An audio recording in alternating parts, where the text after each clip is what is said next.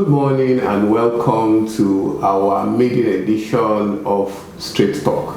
My name is Obidiko Kafo, and today we are in the studio with somebody very, very special. His name is Toby. You might not know Toby. I'm just getting to know him, but there are some things that I learned from him which is going to affect today's discussion. And I would like everyone to listen closely and carefully as we go on this ride. Today on Straight Talk, we are talking about elections and violence. Even though we have passed through the first part of the elections, which is the presidential elections, and it went on peacefully with some little violences here and there in different parts of the country, according to a report, it was said that about 57 people died during the last election. It could have been more. In 2011, more than 57 people died, especially in the northern part of the country. And today with me in the studio is Toby. Toby was a copper. In 2011, he saw all the violence that followed after the election was done. And he's here to share with us not only his experiences, but also to discuss about how we can make this second half of the elections not only free and fair, but peaceful, so that nobody gets hurt and everybody moves along with life. So, Toby, my first question was, can you tell us just a summary of your experiences during the 2011 elections, which at the end of the day, it had its own issues? Thank you very much. First of all, I would like to say I really appreciate the fact that you made me to your show this morning. And also, I want to thank your organization for making people to know that violence is not the best way. On that day, I used to call it a sadodic day, in the sense that we never pictured what will happen at the end of the day. You know, it was a normal day. You wake up in the morning, you do your normal routines, go to your classes, and come back to your lodge. But that day, we just didn't see it coming. You understand? You know, at times when something is about to happen, you might probably have an insight of what was going to happen. So that very morning, we woke up as usual, took a bath. You know, some of the couples that probably will be having afternoon lectures or afternoon classes during their lodges and cooking, talking, gisting as usual. You know, not now. So I was supposed to set up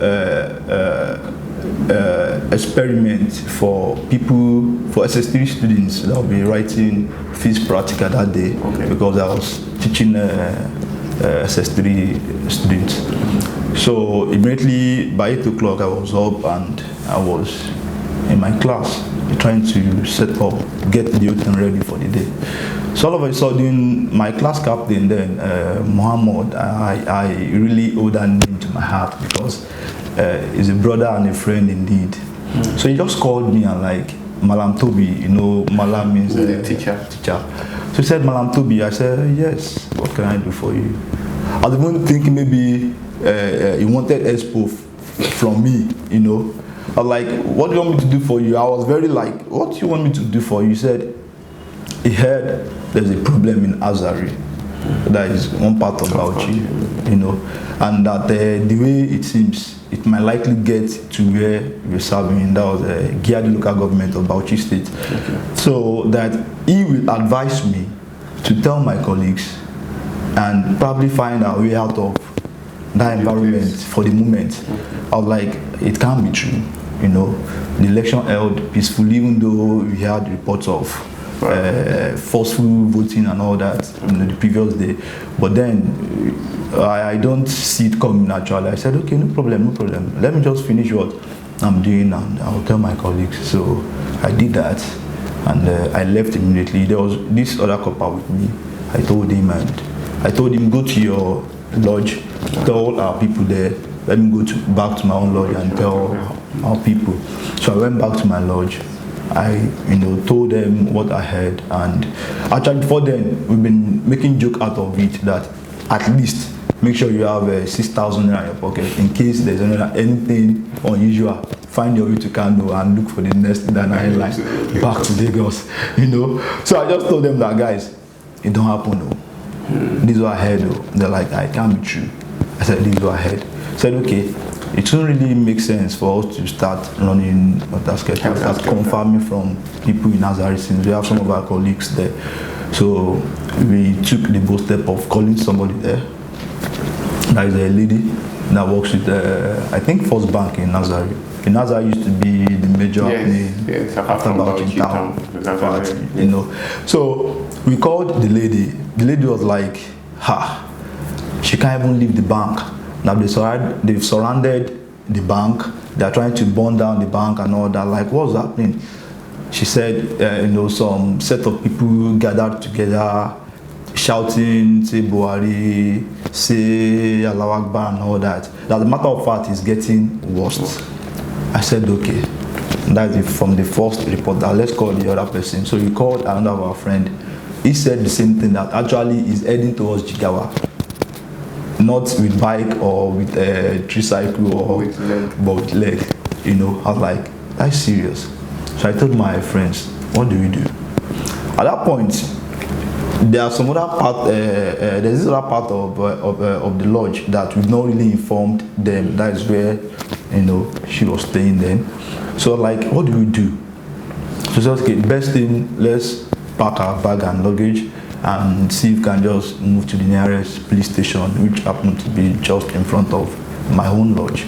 So we took that step. We packed our things. I actually just took my laptop and few of my certificate because I was under tension, So we left.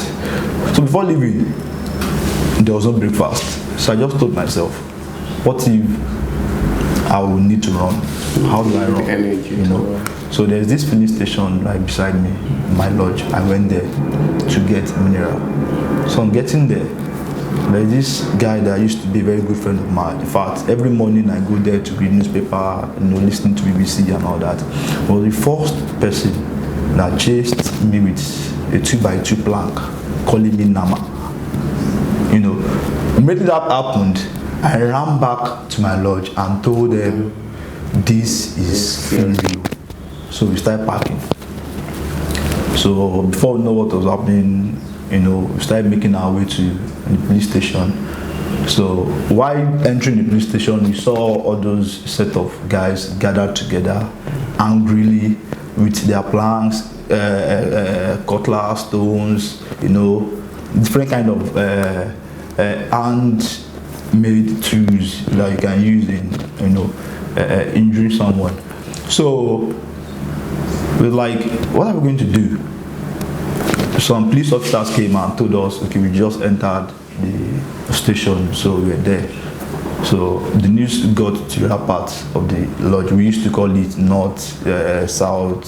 We just tagged the lodge's names like that. So those ones were taken to the security of the community of the area. They were protected there.